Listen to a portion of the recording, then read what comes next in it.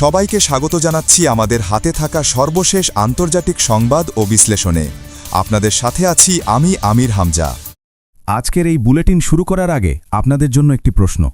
যদি এমন হয় যে একটি দেশ আপনার কাছ থেকে বিলিয়ন ডলার নেয়, আপনার সঙ্গে হাত মেলায়, আপনাকে আশ্বাস দেয়, আর একই সময় পর্দার আড়ালে আপনার শত্রুকেই শক্তিশালী করে, তাহলে কি আপনি তাকে আবারও বিশ্বাস করবেন? আর যদি জানেন যে এই গল্পটা নতুন নয়, ইতিহাসে একবার নয় বারবার ঘটেছে, তাহলে কি এবারও একই ভুল করা হচ্ছে? প্রিয় দর্শক, আজ আমরা এমন এক গোপন কৌশল, এমন এক দ্বিমুখী খেলায় ঢুকতে যাচ্ছি যেখানে বন্ধুত্ব আর বিশ্বাসের আড়ালে লুকিয়ে আছে প্রতারণা, ক্ষমতার হিসাব আর আন্তর্জাতিক রাজনীতির সবচেয়ে বিপজ্জনক বাস্তবতা। চোখ রাখুন স্ক্রিনে, কারণ আজকের এই বিশ্লেষণ শুধু খবর নয়, এটি এমন এক সত্য যা জানলে বিশ্ব রাজনীতিকে আপনি আর আগের মতো দেখবেন না। আসসালামু আলাইকুম প্রিয় দর্শক, আজকের এই বিশেষ বুলেটিনে আমরা আপনাদের সামনে তুলে ধরব এমন কিছু তথ্য, বিশ্লেষণ এবং পর্দার আড়ালের বাস্তবতা যা বুঝতে পারলে পরিষ্কার হয়ে যাবে কেন আবারও যুক্তরাষ্ট্র, পাকিস্তান এবং মধ্যপ্রাচ্যের শক্তিগুলোকে ঘিরে নতুন করে উত্তেজনা তৈরি হচ্ছে। প্রিয় দর্শক, প্রথমেই আসি একটি গুরুত্বপূর্ণ সতর্কবার্তার দিকে।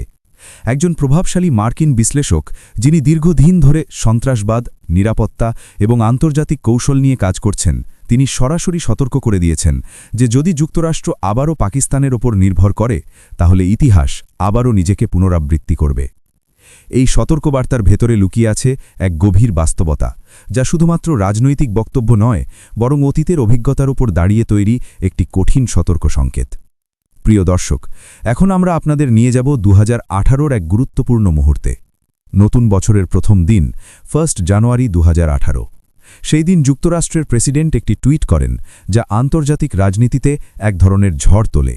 সেই বক্তব্যে তিনি স্পষ্টভাবে বলেন, যুক্তরাষ্ট্র পাকিস্তানকে বিপুল পরিমাণ অর্থ, প্রায় $34 বিলিয়ন সহায়তা হিসেবে দিয়েছে, কিন্তু এর বিনিময়ে তারা পেয়েছে প্রতারণা, দ্বিচারিতা এবং গোপন বিশ্বাসঘাতকতা।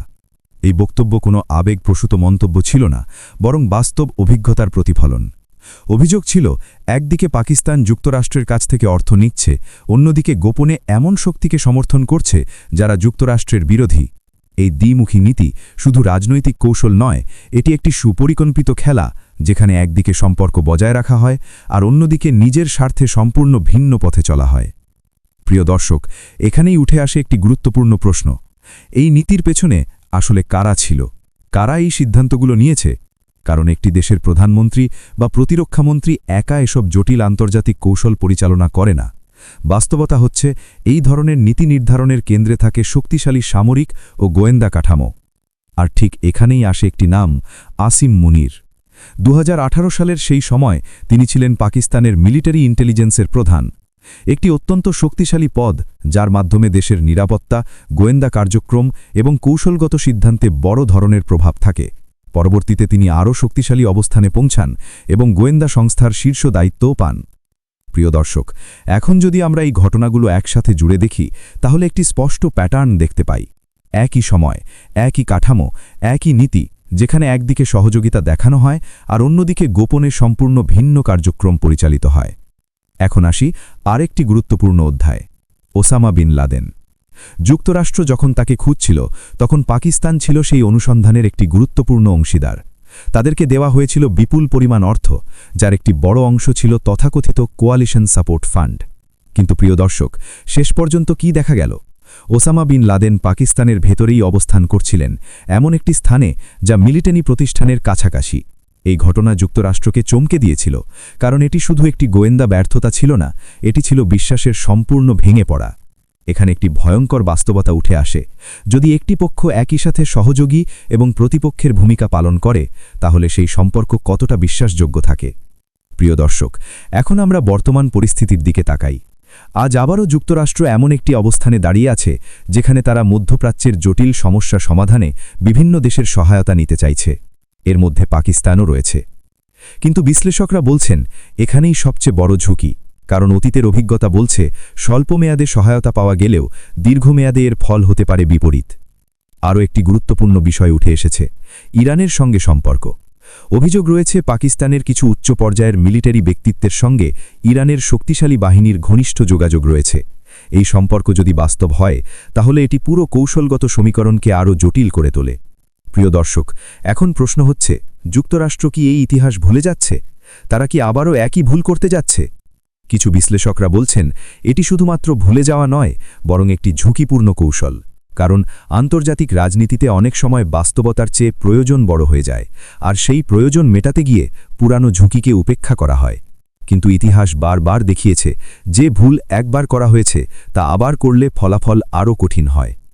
প্রিয় দর্শক, এই পুরো পরিস্থিতির মধ্যে আরেকটি গুরুত্বপূর্ণ দিক হচ্ছে নেতৃত্বের আচরণ। যখন সিদ্ধান্তগুলো দ্রুত পরিবর্তন হয়, যখন বক্তব্য একদিন একরকম আরেকদিন আরেক রকম হয়, তখন পুরো কৌশলগত অবস্থান দুর্বল হয়ে পড়ে। অন্যদিকে কিছু দেশ তাদের অবস্থানে স্থির থাকে। তারা কম কথা বলে, কিন্তু ধারাবাহিকভাবে একই নীতি অনুসরণ করে। এই ধরনের স্থিরতা আন্তর্জাতিক সম্পর্কের ক্ষেত্রে একটি বড় শক্তি। প্রিয় দর্শক, সবশেষে আমরা যা দেখতে পাচ্ছি তা হলো একটি জটিল, বহুস্তরীয় এবং অনিশ্চিত ভবিষ্যৎ, যেখানে প্রতিটি সিদ্ধান্তের পেছনে রয়েছে অতীতের ছায়া, বর্তমানের চাপ এবং ভবিষ্যতের ঝুঁকি। এই পরিস্থিতিতে সবচেয়ে বড় প্রশ্ন হচ্ছে, বিশ্বাস করা উচিত না সতর্ক থাকা উচিত? কারণ আন্তর্জাতিক রাজনীতিতে বন্ধুত্ব চিরস্থায়ী নয়, শত্রুতাও নয়, স্থায়ী হচ্ছে শুধু স্বার্থ। প্রিয় দর্শক, আজকের এই বিশ্লেষণ থেকে একটি বিষয় স্পষ্ট: যদি ইতিহাসকে উপেক্ষা করা হয়, তাহলে সেই ইতিহাসই ফিরে এসে সবচেয়ে বড় আঘাত হানে। আমরা নজর রাখছি প্রতিটি আপডেটের ওপর, প্রতিটি কৌশলগত পরিবর্তনের ওপর, এবং আপনাদের সামনে তুলে ধরব নির্ভুল তথ্য ও গভীর বিশ্লেষণ। আজ এখানেই শেষ করছি। আল্লাহ হাফেজ।